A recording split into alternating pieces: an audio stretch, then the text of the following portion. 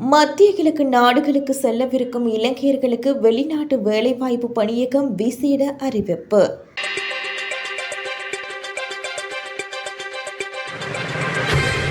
மத்திய கிழக்கு நாடுகளுக்கு தொழிலுக்காக செல்ல தயாராக இருந்த சுமார் 3000 இலங்கையர்கள் போர் நிலைமை காரணமாக செல்ல முடியாமல் இருப்பதாக வெளிநாட்டு வேலைவாய்ப்பு பணியகம் தெரிவித்துள்ளது. போர் சூழல் தணிந்த பின் அவர்களை தொழிலுக்காக வெளிநாடுகளுக்கு அனுப்ப தேவையான ஏற்பாடுகள் மேற்கொள்ளப்பட்டு வருகின்றன என வெளிநாட்டு வேலைவாய்ப்பு பணியகத்தின் தலைவர் கௌசல விக்ரமசிங்க தெரிவித்துள்ளார். விசா மற்றும் விமான டிக்கெட் முன்பதிவு செய்வதற்கான தேவையான நடவடிக்கைகளை பணியகம் மேற்கொள்ளும் என்றும் அடுத்த 2 முதல் 3 வாரங்களுக்குள் நிலைமை சீராகும் பட்சத்தில் அவர்கள் தொழிலுக்காக வெளிநாடு செல்ல வாய்ப்பு கிடைக்கும் என்று அவர் கூறினார்.